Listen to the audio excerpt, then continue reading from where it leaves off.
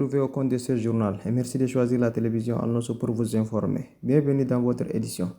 Le président de transition, président de la République, chef de l'État, général Mohamed Idriss Déby Itno, a pris part ce 22 juillet 2023 au sommet pour un nouveau pacte financier mondial. Les chefs de l'État étaient à la table ronde sur la dette et affectation des droits de tirage spéciaux. Suivez le reportage de nos confrères de la présidence.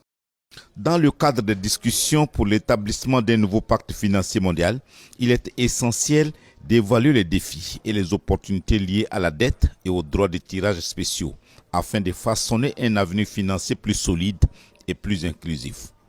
Au cours des dernières décennies, les niveaux de la dette ont augmenté de manière significative dans de nombreux pays, notamment pauvres, créant des défis économiques et financiers considérables. Il s'agit pour ce panel de haut niveau d'examiner les raisons de cette croissance de la dette en mettant l'accent sur la soutenabilité et les risques potentiels pour la stabilité financière mondiale. Le chef de l'État, général Mohamed Idriss Déby Itno, n'est pas passé par 4 chemins pour dire ce qu'il pense. Il a profité de cette tribune pour mettre en avant la situation précaire du Tchad, l'un des pays les plus pauvres de la planète, et a appelé à l'annulation pure et simple de la dette des pays en développement qui subissent les conséquences des changements climatiques causés par les pays riches. Dans une déclaration poignante, le président Mohamed Idriss Déby Itno a souligné la nécessité d'une solidarité internationale accrue pour faire face à la crise économique et environnementale qui affecte les pays les plus vulnérables.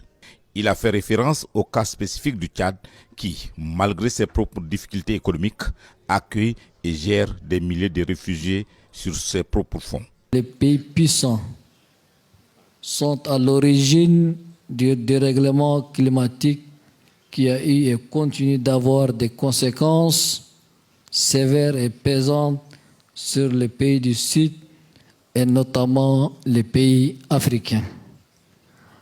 Par conséquent, je tiens à appeler à la suppression pure et simple de la dette des pays africains pour compenser les dégâts énormes causés par le dérèglement climatique et alléger les fardeaux subis par les pays africains malgré eux. Enfin, je mets en exergue l'importance de faire en sorte que le même engagement et la même mobilisation vis-à-vis de l'Ukraine animent nos actions futures de développement international. L'intervention du chef de l'État a suscité une résonance particulière auprès de tous les panélistes et les participants à cette table ronde qui ont reconnu l'urgence d'une action collective pour remédier aux inégalités économiques et environnementales mondiales. Tous les intervenants ont exprimé leur soutien à l'appel du chef de l'État, soulignant l'importance de prendre des mesures concrètes pour alléger le fardeau de la dette des pays les plus pauvres. Les discussions se sont concentrées sur la restructuration de la dette, l'augmentation des droits de tirage spéciaux et la mobilisation de financements supplémentaires pour les pays en développement. L'exposé poignant du général Mohamed Idriss Déby Itno restera dans les esprits comme un appel pressant à l'action internationale en faveur des pays les plus pauvres et la nécessité d'une solidarité mondiale dans la construction d'un avenir économiquement durable et équitable pour tous. En marge des travaux du sommet de Paris pour un nouveau pacte financier mondial, le président de transition, président de la République, chef de l'État, général Mohamed Idriss Déby Itno, a eu ce 22 juin 2023 des audiences de haut niveau. Il s'agit des échanges avec Charles Michel, président du Conseil européen, et avec Antonio Guterres, secrétaire général de l'ONU. Suivez le reportage de nos confrères de la présidence. Le premier entretien s'est déroulé avec Charles Michel, président du Conseil européen. Les échanges avec le chef de l'État ont porté sur la coopération entre le Tchad et l'Union européenne. Les discussions se sont principalement focalisées sur l'appui à la transition en cours au Tchad, soulignant ainsi l'importance d'un soutien continu de l'Union européenne pour consolider les efforts de stabilisation et de développement du pays. Le chef de l'État, général Mohamed Idriss Déby Itno, a exprimé sa gratitude envers l'Union européenne pour son engagement et son appui au Tchad. Les deux personnalités ont également exploré de nouvelles pistes de redynamisation de la coopération pour l'aboutissement heureux de la transition dans la dynamique des conclusions du dialogue national inclusif et souverain. L'entretien avec le secrétaire général des Nations Unies, Antonio Guterres, et le chef de l'État a permis d'aborder des sujets en lien avec la conduite de la transition en cours au Tchad, ainsi que la crise humanitaire née de l'afflux des réfugiés soudanais dans la partie est du pays.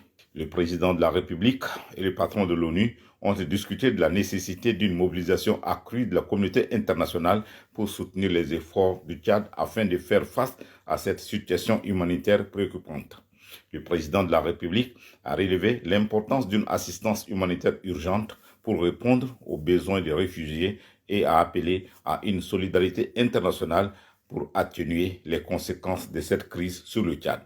Ces deux rencontres de haut niveau démontrent la vitalité de la diplomatie tchadienne et l'engagement du chef de l'État à miser sur la coopération internationale pour trouver des solutions concertées aux défis auxquels fait face le Tchad. En mettant l'accent sur l'appui à la transition en cours et la gestion de la crise humanitaire, le président de la République, général Mahamat Idriss Déby Itno, montre sa détermination à travailler avec le soutien de ses partenaires internationaux pour promouvoir la stabilité, le développement du Tchad et le bien-être des Tchadiens. Yamena, l'Organisation des Nations Unies pour l'alimentation et l'agriculture au Tchad, en partenariat avec le ministère de la Production et de la Transformation agricole, organise du 22 au 23 juin 2023 au CEFOD un atelier de formation de renforcement des capacités des journalistes. Suivez le reportage de Aïcha Ali.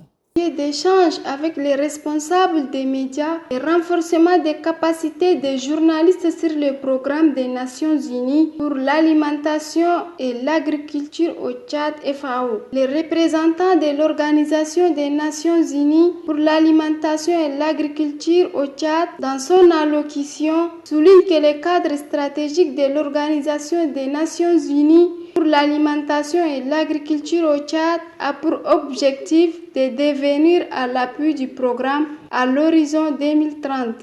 La tenue de cet atelier répond à un souhait du directeur général de la FAO de communiquer sur les appuis de l'organisation auprès des membres, car la contribution des médias est essentielle pour rendre plus visibles les interventions de la FAO dans les pays membres.